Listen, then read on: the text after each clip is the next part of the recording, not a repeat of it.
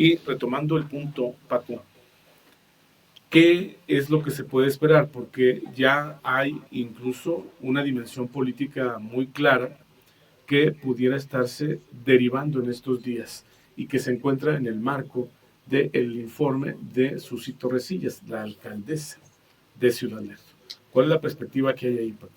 Sí, a ver, en ese sentido, sobre todo el movimiento La Laguna Sin Amoníaco ha anunciado pues protestas alrededor del informe de la alcaldesa de Lerdo, Susi Torrecillas. Sabemos que desde que se dio el anuncio, prácticamente empezó a reunirse la gente inconforme con algunas marchas que han tenido lugar en la comarca lagunera, no solo en Lerdo, ojo, hay que decirlo. Una de ellas salió desde pues prácticamente la frontera, ahí en el puente del Vado entre Gómez Palacio y Torreón, y llegó hasta la presidencia de Lerdo, ¿no? Lerdo, pues evidentemente es el municipio que albergaría esta planta de fertilizantes nitrogenados y en ese sentido, pues naturalmente se vuelve el reflector de muchas de las protestas o reclamos, ¿no? Ya vino la presidenta Claudia Sheinbaum a Gómez Palacio a un evento y hubo grupos de ciudadanos inconformes protestando por la instalación de la planta, ¿no? Sin embargo, pues las autoridades de Durango, la misma empresa, han dicho que se trata de una situación política, lo cual evidentemente no es cierto, ¿no? Pareciera como muy fácil y muy sencillo desacreditar una inconformidad ante un megaproyecto como este, diciendo simplemente que se trata de un asunto político, porque esto automáticamente lo que hace es replegar a la ciudadanía que no tiene la información y el conocimiento sobre lo que está sucediendo. Me parece que lo decían al inicio, maestro José Carlos, pues hubo una estrategia completamente dirigida a no informar, ¿no? O quizás hasta desinformar sobre la situación que se estaba presentando con el único objetivo de que las comunidades y que los mismos colectivos no estuvieran lo suficientemente articulados para defender lo que consideran es una imposición a un megaproyecto, ¿no? Eso hay que tenerlo muy, muy claro. Se trata de un megaproyecto, ya decías tú la cantidad de millones de pesos o de dólares que se van a invertir y la pregunta creo yo, tendría que ser si ese dinero que se va a invertir y esos poco menos de 300 empleos directos que a la larga va a ser lo que va a derivar la instalación de la planta, justifica, justifica algún tipo de riesgo ecológico, algún riesgo medioambiental o algún riesgo a la población misma por algún tipo de accidente, ¿no? Hay antecedentes de desastres industriales que han generado problemas, porque evidentemente la empresa y el gobierno dicen, pues tenemos la tecnología suficiente como para que no ocurran accidentes, pero pueden ocurrir, ¿no? Y yo he entrevistado a ambientalistas, personas que están en contra del proyecto y dicen, aún sea un 0.1% de riesgo, no vale la pena arriesgar ni a la población ni al cañón de Fernández. Y es que ahí es donde ha estado el centro de la discusión, ¿no, Paco? El asunto del riesgo ambiental no ha podido ser eh, salvado en términos de consistencia, en términos de persuasión, es decir, no ha podido articularse tanto desde la empresa como desde las autoridades Sí. un relato, una narrativa que implique seguridad y confianza para las familias, para la sociedad civil en general. Porque ese es el gran asunto de este tipo de proyectos hoy en día. Es decir, debe desde luego, incentivarse la inversión, ¿no? El crecimiento económico, pero este no debe de ser a costa Sí, no, del medio ambiente. Y menos aún en el caso de una región como la nuestra, que su principal déficit en materia de recursos naturales, pues es el agua. de acuerdo. Entonces, ya de entrada en nuestro imaginario, digo, más allá de que la empresa cumpla, de que diga que está sometida a estándares internacionales de calidad en sus procesos, etc. Más allá de ello, es decir, persiste esta preocupación. ¿Por qué en esa zona? ¿Por qué no instalarse en la misma comarca, ¿no? Pero en otro lugar que no comprometa, ¿no?, una cercanía, una proximidad, tanto a nivel superficial con el perímetro del Cañón de Fernández, como con su parte geológica, que tiene que ver con las aguas subterráneas que forman todo un cuerpo, todo un corpus único, Paco. Y esta idea de que también creo es un momento para pensar que no debemos de ver a nuestro río fragmentado, porque luego nos falta también tener esta visión. Es decir, el impacto no solamente estaría ahí, estamos hablando de una cuenca que está subdividida en 3 niveles, ¿no? La cuenca alta, la cuenca media, que es, podemos ubicarla ahí. La cuenca alta la ubicamos en los bosques de la Sierra de Durango, ¿no? La cuenca media en la zona de las presas, y la cuenca baja donde estamos nosotros. Si nosotros lo visualizáramos como todo un corpus, pues habría que pensar en todo ese entorno. Es decir, no se estaría impactando nada más la zona en específico donde se instalaría la empresa. Estamos hablando de que impactaría todo un ecosistema que tiene estas dimensiones, tiene esta escala. Y en un ecosistema que de por sí ya está bastante lastimado, bastante golpeado por la actividad agroindustrial, ¿no?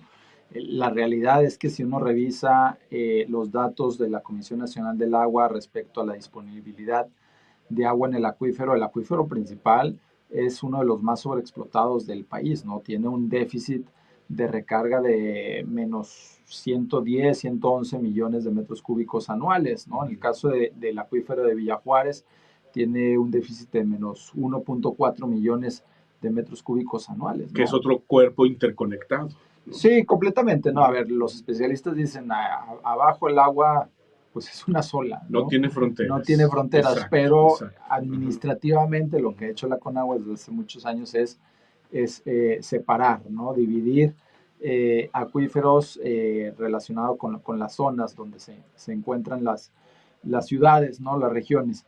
Y la realidad es que pues lo vivimos desde hace mucho tiempo, desde hace décadas, que hay un problema de escasez y de tanto de cantidad como de calidad de agua, ¿no? Y el hecho de que existe un riesgo que pueda llegar a afectar la mayor reserva de agua de la región Laguna, pues evidentemente es natural que la gente, que ambientalistas, que conocedores, que ciudadanía en general, que esté involucrada en estos temas, pues prenda las alertas y reclame una posible afectación, porque como bien dices, como bien decimos, pues la autoridad puede decir, tengo la mejor tecnología. Me lo decía una ambientalista, maestro, en un trabajo que estoy por publicar en Vanguardia en unos días, decía, pues es como si le rentas tu casa a alguien, pues esa persona no te va a decir, te va a decir que la va a cuidar, ¿no? Claro. No te va a decir que no la va a cuidar. Es una obviedad. Es una obviedad, ¿no? Si te dice lo contrario, no se la renta. Claro, ¿no? Y así es lo que nos están diciendo. No, tranquilos, la voy a cuidar, ¿no? Existe toda la tecnología y todos los mecanismos de control, etcétera, etcétera. Pues sí, pero una cosa es lo que digas y una cosa es lo que se haga después. Y me parece que ante la duda y el riesgo, así sea 0.1%, pues es válido son válidas las inconformidades y los reclamos de la gente.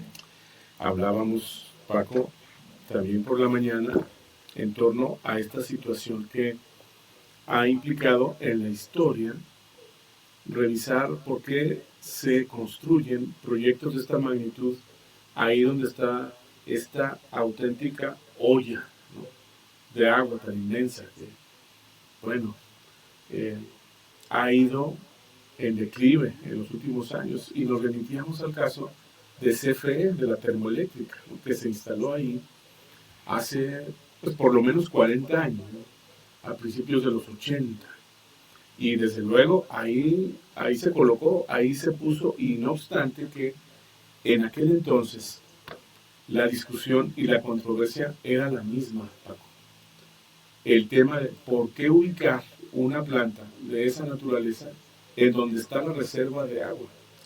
Sí. Yo insisto, no debemos de ver desprendido Villa Juárez del entorno del Cañón de Fernández, de la zona de las presas, de la cuenca media, alta de nuestro río. Tenemos que verlo como un cuerpo integral.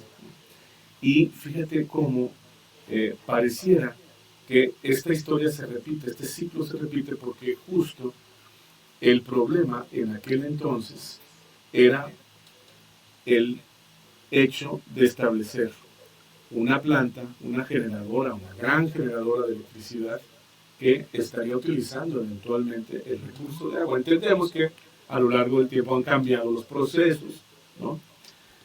Son estructuras industriales que pues, se van adaptando también a las exigencias del medio ambiente, a la disponibilidad de los recursos.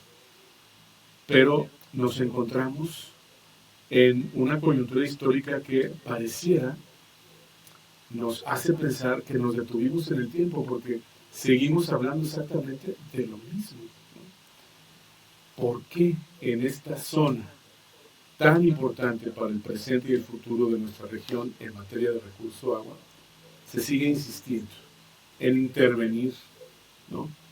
Y en eventualmente poner en riesgo esta reserva, ¿no? Y creo que en ese sentido me da la impresión de que no hemos aprendido de la historia.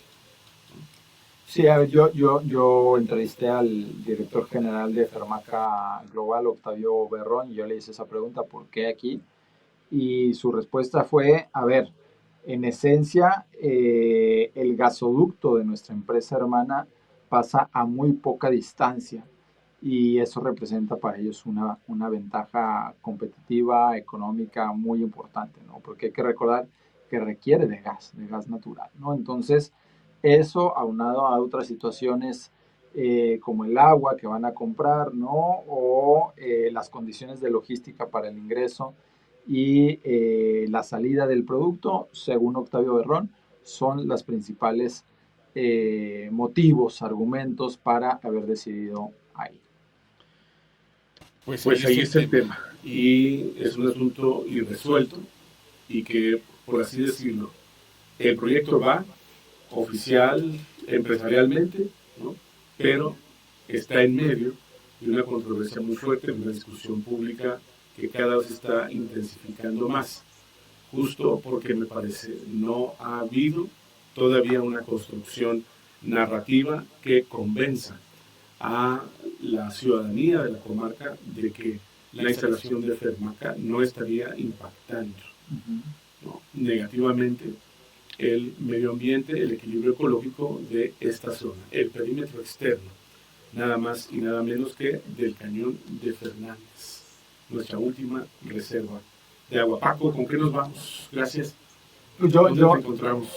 Pues nos podemos seguir la comunicación en X, en @Paco_Rolo, por ahí me encuentras. Si gustan mandar un correo también a paco1rolo@gmail.com, ¿no? Y pues yo creo que lo importante es informarnos sobre lo que está sucediendo y una vez informado, pues se tome la decisión personal de apoyar o no apoyar a la empresa, ¿no? Pero me parece que es necesario y urgente que la ciudadanía tome partido sobre este tipo de situaciones, porque a la larga, pues finalmente son cuestiones que van a repercutir.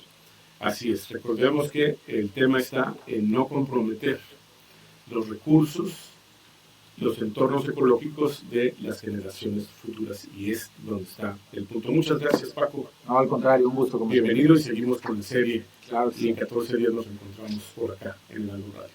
Gracias, Paco Rodríguez, gracias, Román Herrera en los controles. Ya nos vamos, muchas gracias. Cuídense mucho, linda noche. Nos reencontramos mañana. Hasta muy pronto, hasta siempre.